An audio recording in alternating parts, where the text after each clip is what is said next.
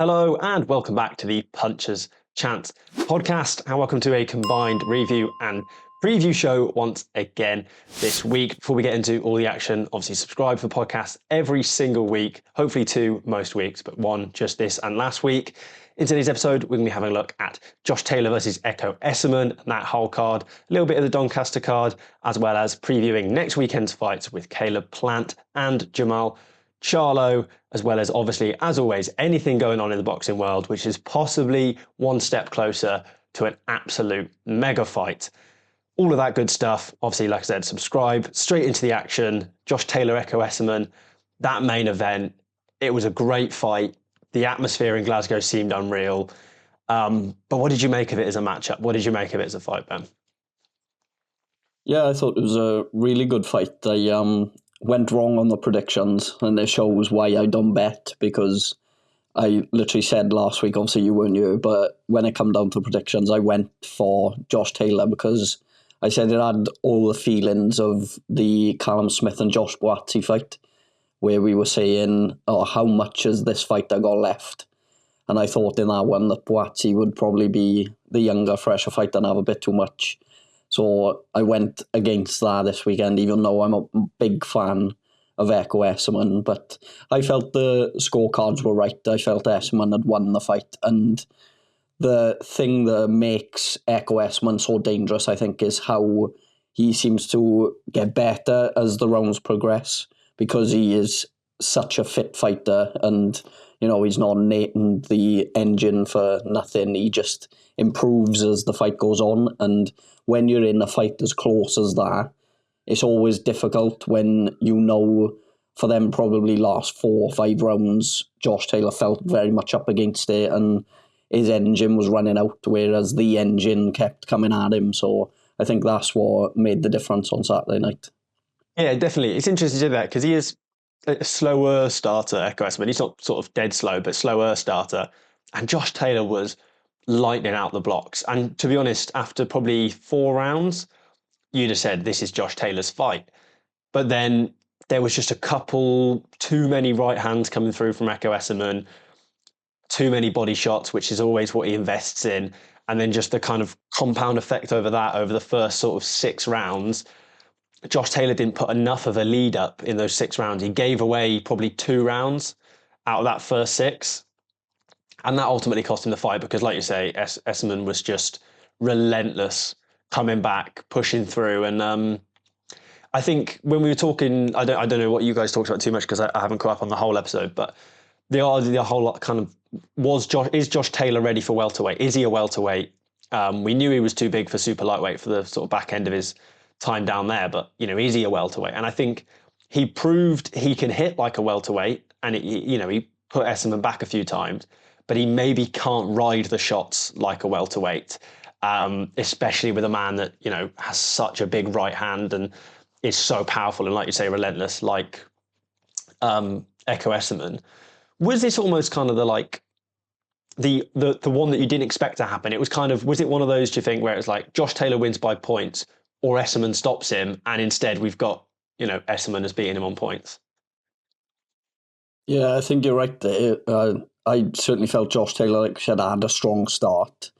And my thought process going into it was, we know how good Josh Taylor is as a boxer. He's a undisputed world champion, and you don't become an undisputed champion by chance. We knew how good he was, but I think it's just a case he's coming to the back end of his career now, and I seen someone talking about it the other day.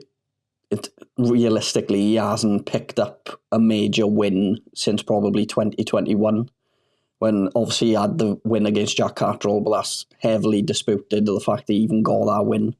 And since then, it's been a bit of a downward slide for Josh Taylor. So I think it's a case of maybe Ekow Essuman's caught him at the right time, and obviously coming up to welterweight, like we said, probably just hasn't quite adapted as much as he would have hoped. But you've got to give full credit to Ekow Essuman, I think, and he's put himself in a really good position now for hunting for a world title. I don't think that'll be next for him, but certainly putting himself in that conversation, because welterweights in the UK is quite busy at the moment. Obviously, we got Jack Catterall and Harlem Eubank coming up at welterweight, again in July. So yeah, I'm keen to see where Essuman fits in now, moving on from this. But yeah, like I said, I didn't expect Essuman points. I think that would have been on the list of everyone's predictions of what was going to happen on Saturday night. I think that might have been lower on most people's expectations. Yeah, I mean, to bring it back to, not putting a bet on, I had a look after round 3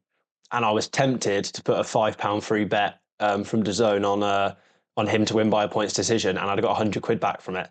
And I bottled it, and I didn't do it. And then I looked about 5 rounds later, and it was basically evens because that pace, and he kind of put it together.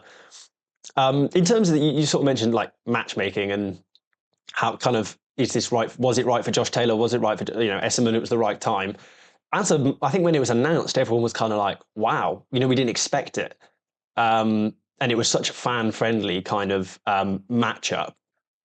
Is there a sense of, do you think, Josh Taylor, and I noticed it sort of in the first 3 or 4 rounds, he was kind of playing up to the crowd a little bit, I think. And I think he believed when he was, to be honest, looked a real cut above Ekow Essuman in those opening rounds. And I think even the commentary team was saying it. They were saying he was almost trying to prove that he was on this other level. And then as the rounds, he kind of fell away. Do you think he was maybe playing up to that Glasgow crowd just a little bit? Yeah, slightly. I think, like you said, he was feeling comfortable in them first few rounds, and I think he was up considerably after the first couple, but it was a case, I think, of his engine just slowed down the further the rounds went, because Essuman is that type of fighter. He's always going to be difficult to fight Ekow Essuman because he constantly, even if he's not winning rounds, he makes you work hard for you to win them. So I think it just caught up to Josh Taylor. Maybe the whole sort of emotions of the event as well. Josh Taylor's coming off a couple of losses, and it's always difficult for a fighter, I suppose, especially when he's been someone that's been undisputed and people are questioning whether he's still got it, whether he can still compete at world level. I'm sure he wanted to go in on Saturday and put a real statement in there to prove that he can still fight amongst the elite and fight amongst the title contenders at welterweight. But from what we've seen him over the last few fights, I just don't think that's the case anymore for Josh Taylor. Yeah, pretty much. I agree wholeheartedly with that. I just think those first 18, 19 fights, the wins, have just taken too much out of him. And, a 19 fight undisputed run, that's serious levels. That is Alexander Usyk, that is, Devin Haney kind of speed and levels of getting to undisputed. But he had so many wars on the route that it has taken it out of him. Ekow Essuman now, I was having a look at it. He was ranked, I think, 4th in April and 5th in May with the WBO. And then a win for the WBO Global now against Josh Taylor, who was kind of just outside the top 10. There's every chance that could put him in position to become the mandatory for the WBO at welterweight. That wouldn't be excessive to say. And I think Chikadzian is the mandatory at the moment, possibly, and then Brian Norman Jr., the champion. But I wouldn't be shocked if this has put Ekow Essuman in place for that Brian Norman Jr. fight over in the States, which, let's be real, he so deserves. We're talking about Josh Taylor. Did he have enough left? Ekow Essuman's 36. He's been around. He's not a spring chicken by any means, but it's always been that conversation of, you just want him to win that one fight that gets him his world title shot. Whether he wins it, puts in a good performance, gets absolutely battered, whatever or not, it would be great to see. It's a real kind of feel-good story. And I think style-wise, just the way he is, surely any fight he's never going to be out of, because I think he's durable enough to take the beating, and he's got enough heart and enough work rate to keep going. And if you've got those two things, even if there's this huge gap in technical ability, I think you can win any fight with those two. And to put on top of it, he's a pretty damn decent boxer as well.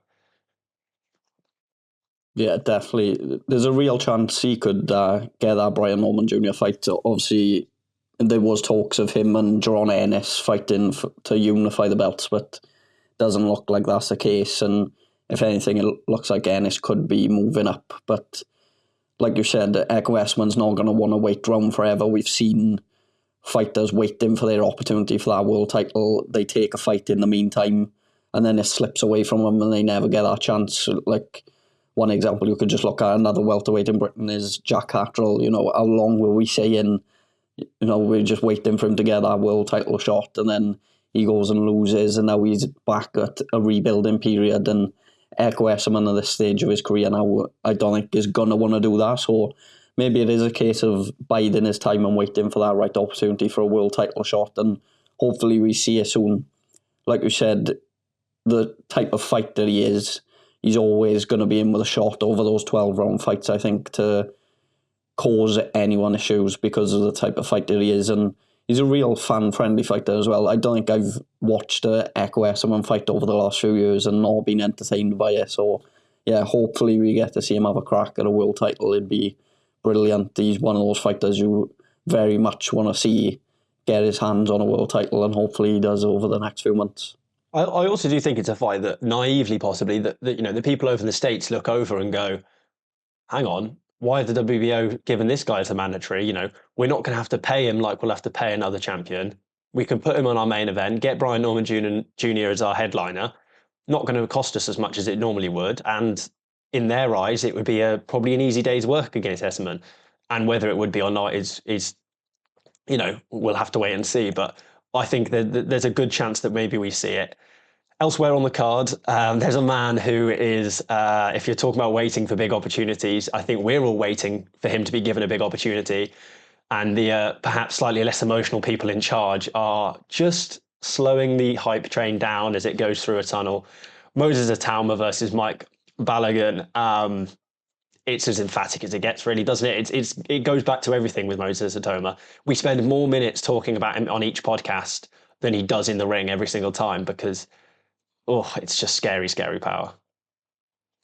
Yeah, he just looks like he's improving. I don't know how, but he looks like he's improving every time we watch him.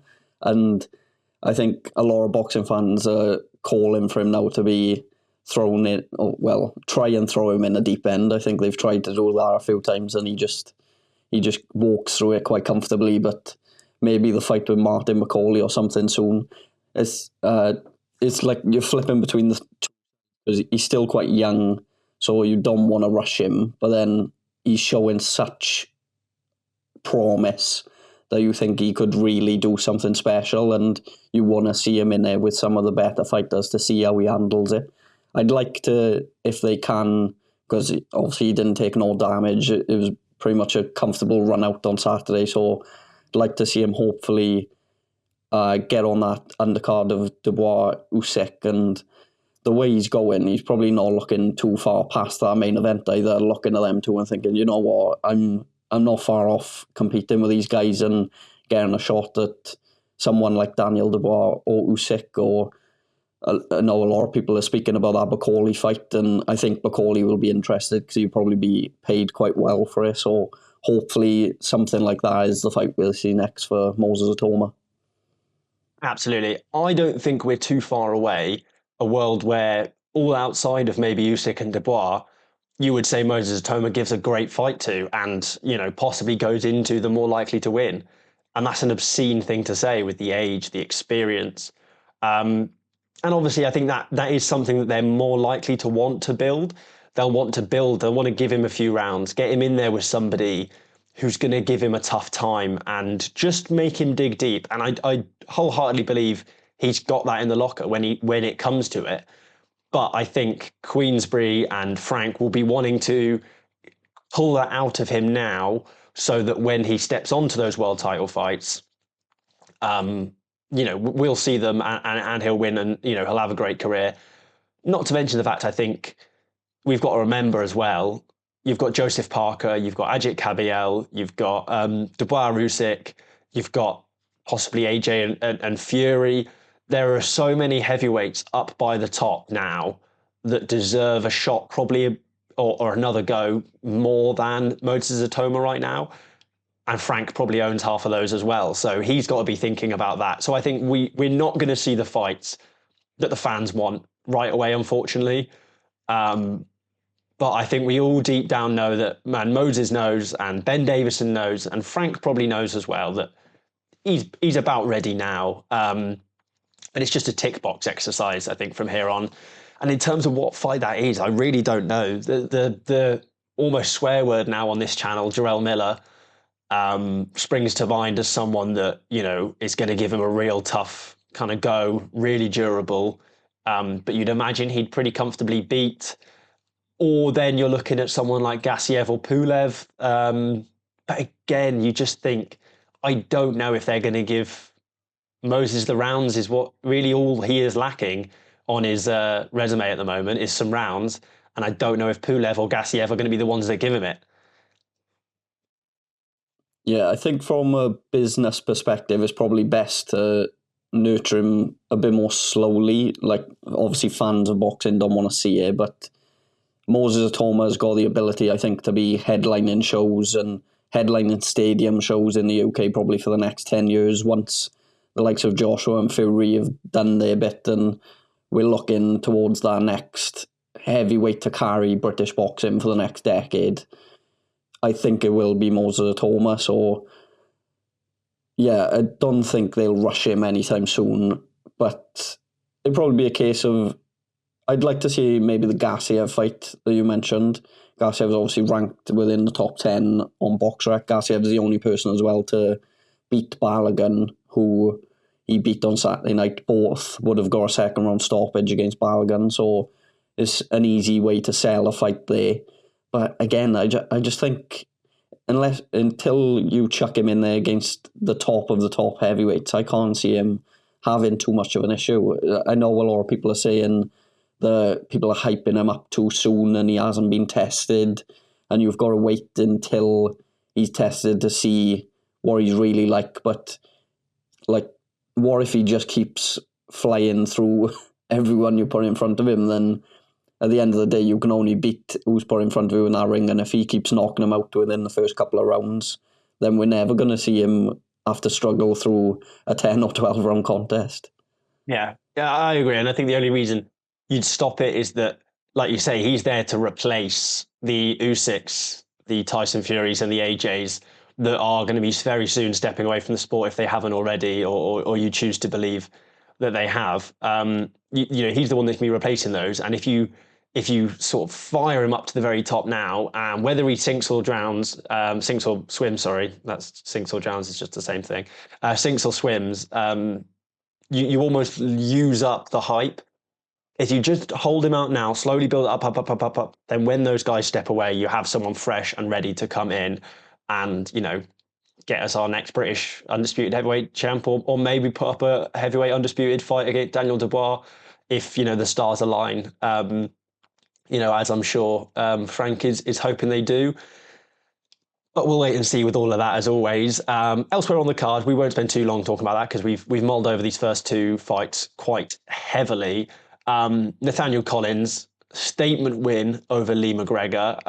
In a lot of people's eyes, a underdog, I think, but that was probably a case of being a lesser name rather than a lesser boxer. Nathaniel Collins is a quality operator, and he's shown that now. WBC silver featherweight champ, no complaints.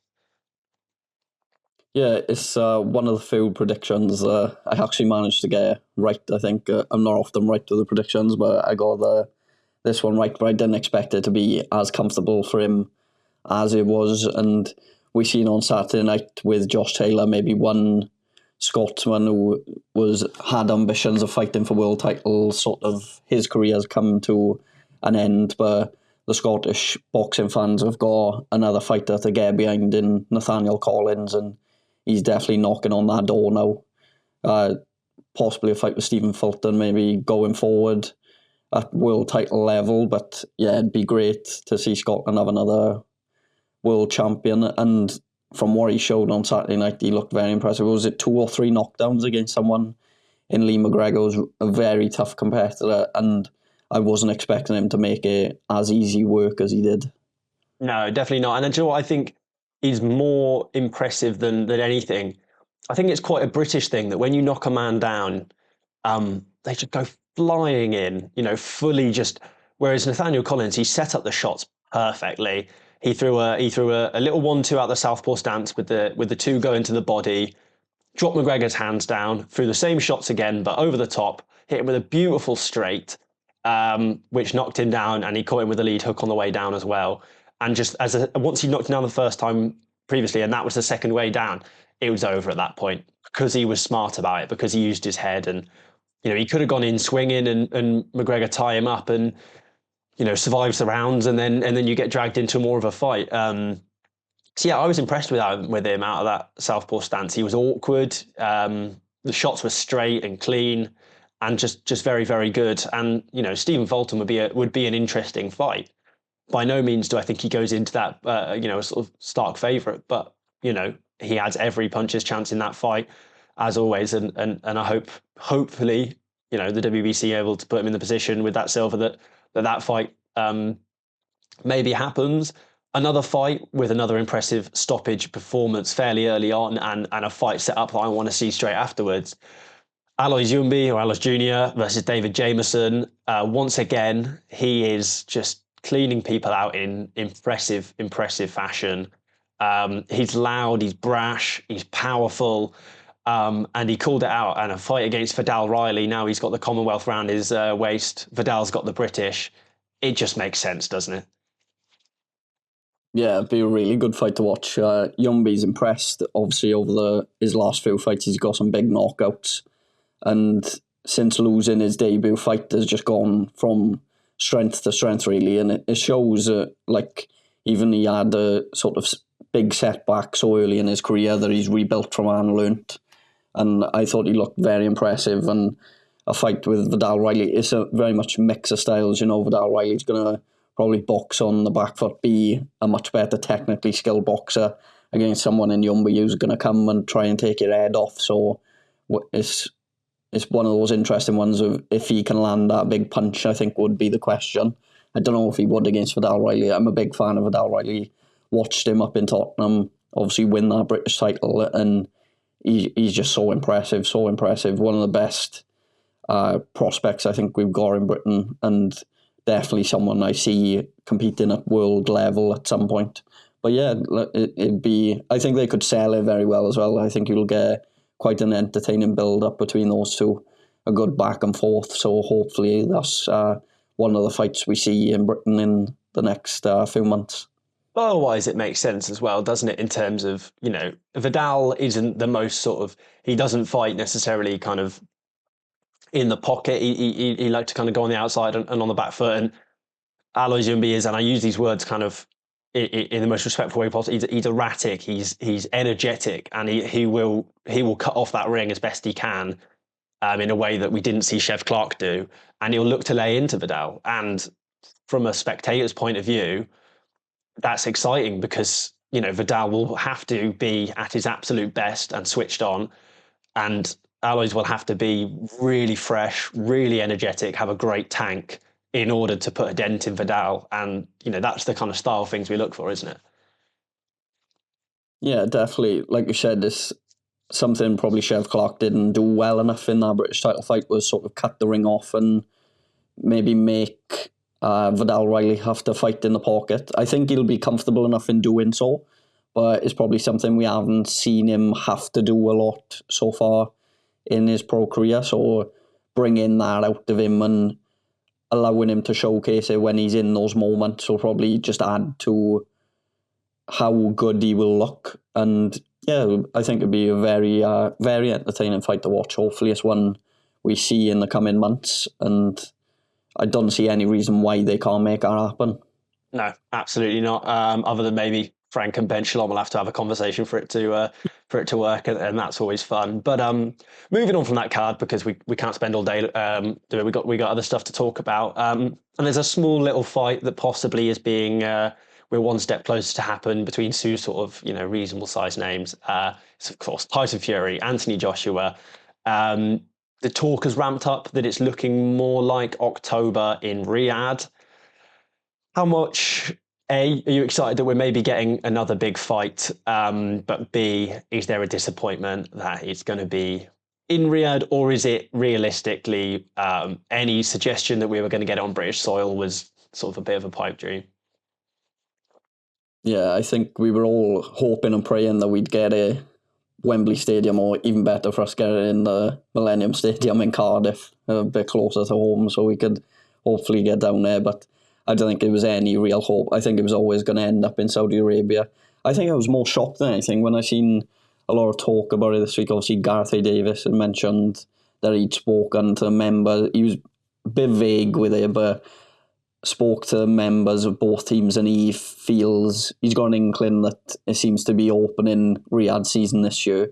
I was shocked with it a bit because only a few weeks ago you had Joshua obviously saying that he's got a good few weeks out with elbow surgery, but you never know. Maybe they're just trying their best to keep it quiet behind the scenes. Maybe they have had discussions and they've set it up nicely for October, but hopefully we get some announcement of it within the next few weeks, because that would be, it'd just be massive in terms of, even though they're well beyond the peak of their careers, it's still very much, I think, the biggest fight you can make in terms of having two British fighters, and it'd be some way to kickstart Riyadh season and hopefully another few big shows that we get treated to in Saudi Arabia. Yeah, absolutely. I think, like you say, it's. I think the teams are being very clever. You know, we might be all reading into it too much, but the way Tyson Fury's acting on social media, this kind of, oh, I'm back in camp, aren't I? Oh, this da da da da da da. Oh wait, no, I'm definitely retired. I'm never fighting. Why the hell would I want to fight again when he's on holiday or whatever? He's playing with us. He's kind of creating that hype. I think. He knows what he's doing. He's a smart businessman, and I think he knows that. Like we said when it happened, when he announced it, we said this is not a sure absolute finish. This is a bargaining chip. This retirement, in order to get a few more dollar bills out of Turkey and obviously the promoters as well. And like I say, it's the fight we want to see. We didn't get Joshua Deontay Wilder. We didn't get Joshua Fury. And I think we're owed this. We're owed this. And if it has to be in, though, to be honest, I say like this, I wouldn't be going as a fan if it was in Wembley anyway. I personally have no interest in sitting, 2 football fields away from a tiny ring. I'd love to go as press, but I know we wouldn't get all of us in there. So for me, realistically, if it's in Riyadh, it doesn't make a huge amount of difference. I'll be watching it on pay-per-view anyway. And it's just such a great fight. It's such a good fight. Like you say, it's not a brilliant boxing fight necessarily, but just it doesn't need to be. It could be the most one-sided, whatever. It's just the magic of seeing that. It's almost like the build-up is better than the fight. It doesn't really matter what happens in the ring, just to see the whole process and then it culminate in a fight. That's really what matters.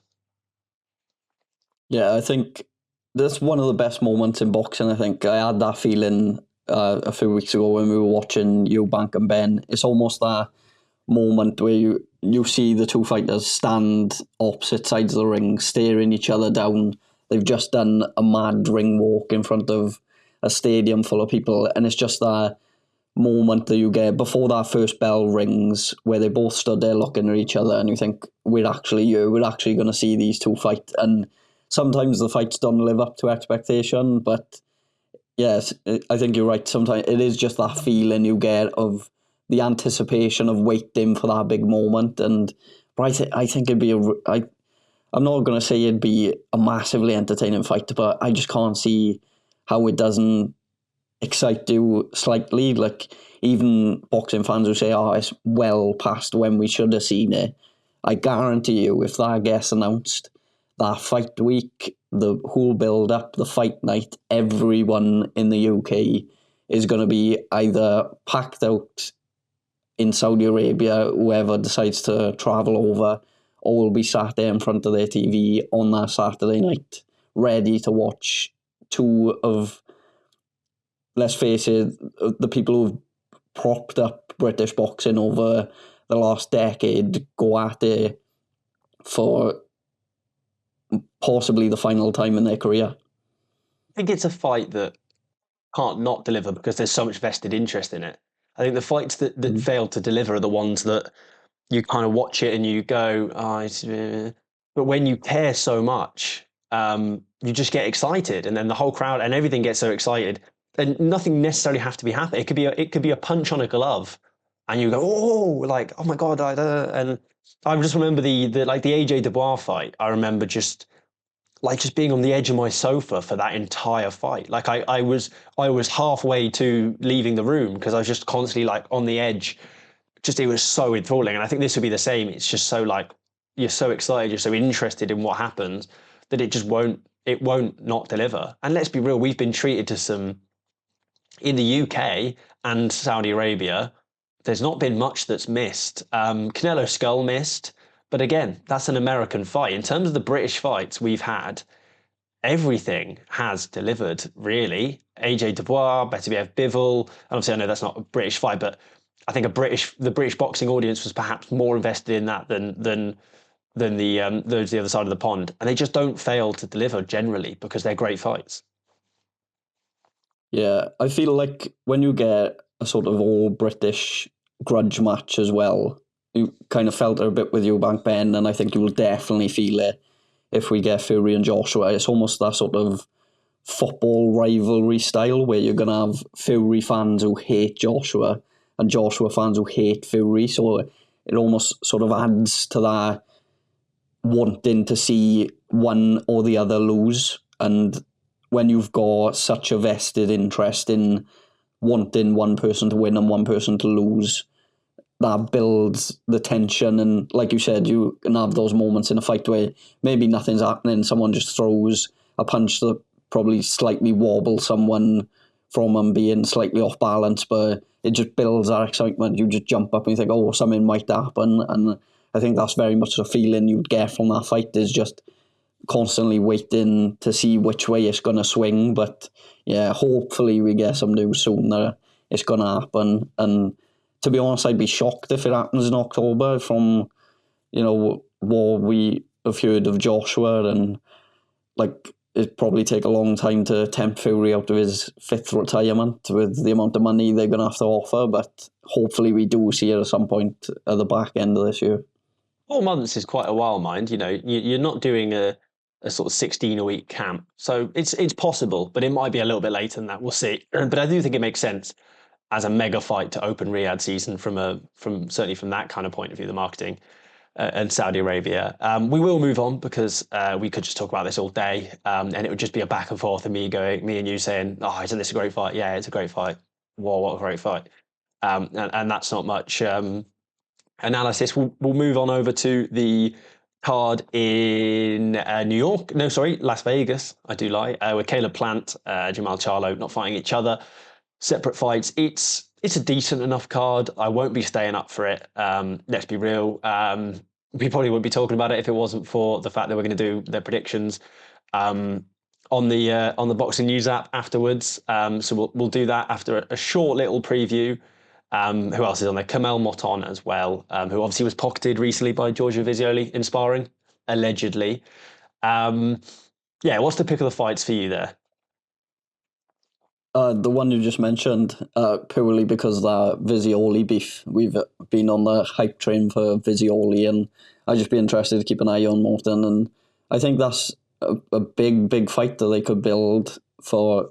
Obviously, it's going to be well down in the future when they both competing and probably holding world title belts. It's not a fight that you're going to want to rush, but that's built a bit of interest for me. But obviously got Caleb Plant headlining it as well. He looked very good, I thought, against Trevor McCumbee in his last fight, and he's always very confident, very brash sort of fighter, and I think he gives anyone a decent fight on his day, so it'd be good to see him back to some big fights, especially stateside in America. It almost feels like stateside is lagging a bit behind Britain at the moment in terms of putting big fights on.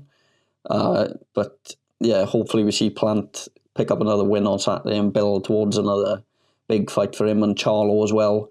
still undefeated. You forget sometimes at 33-0, you really forget. Like, obviously, he come back in November off a long layoff.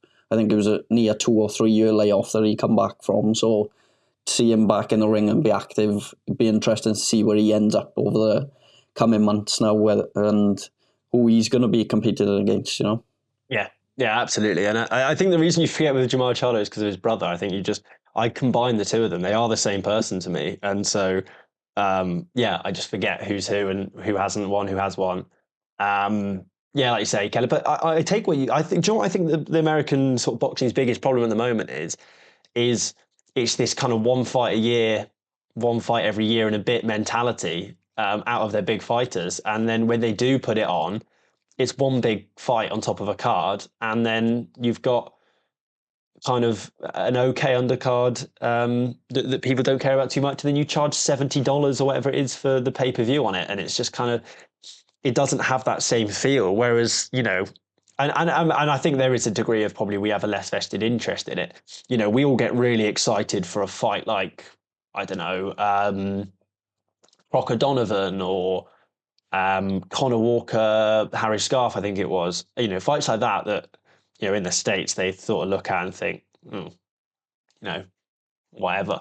Whereas to us, it's like, oh my God, Conor Walker's always in a great fight. You know, Harry Scarf's a great fighter at welterweight. He's beaten X, Y, and Z. How exciting. So I think we're slightly beneficial in that. I have just had a look, and this isn't actually on the Boxing News app yet for predictions. Yeah, just seen. So we'll just have to lock it in remotely, pretend that we're doing it, and then when it gets put on, if it gets put on, then we'll update it. So Kamel Moton in an 8-rounder versus, let me just zoom in on my notes so I can actually read it. Renny Villamonte Mastrapa, what a name that is. The 18-year-old Moton, I predict to get a stoppage. Yeah, I've gone for a stoppage win as well. I think he's going to want to put a bit of a statement out there, especially after what's been spoken about with him and Visioli over the last couple of weeks. So I think he'll want to put an impressive performance this weekend. And then we've got Isaac Lucero versus Luis Valenzuela, which is a super welterweight 8-rounder. Difficult one to call in the sense of it's two unbeaten fighters.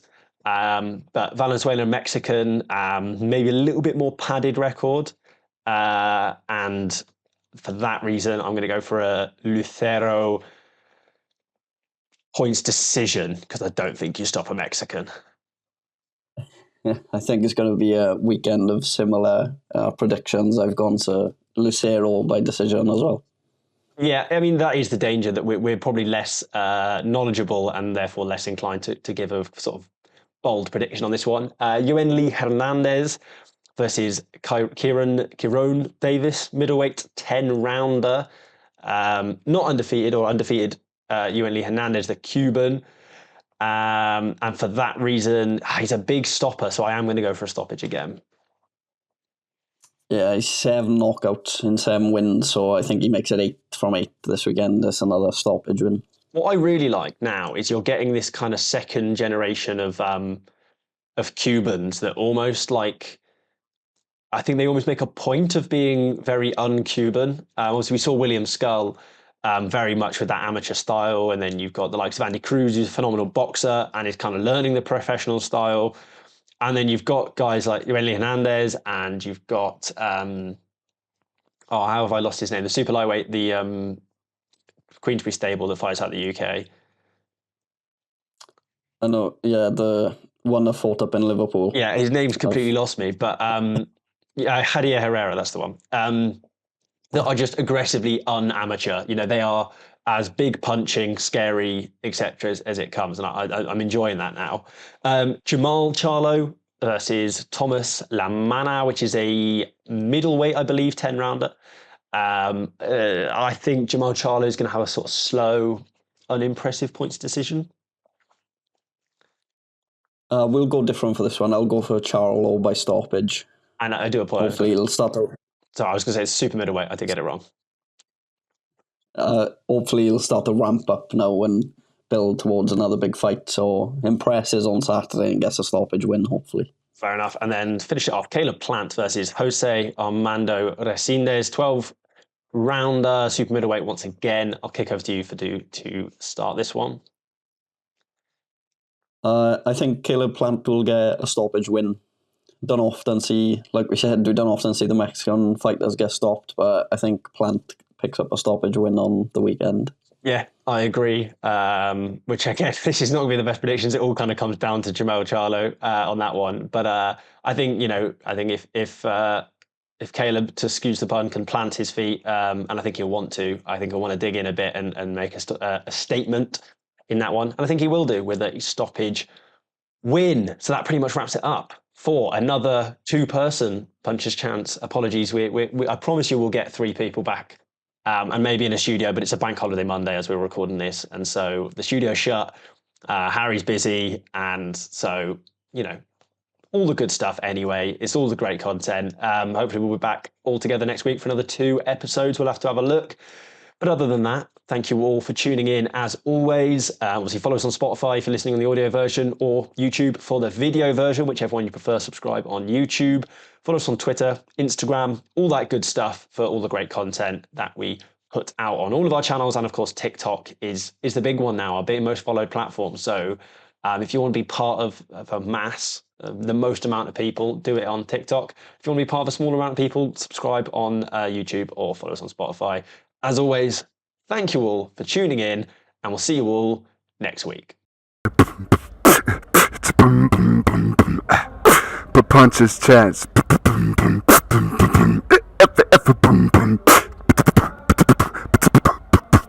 Puncher's Chance podcast.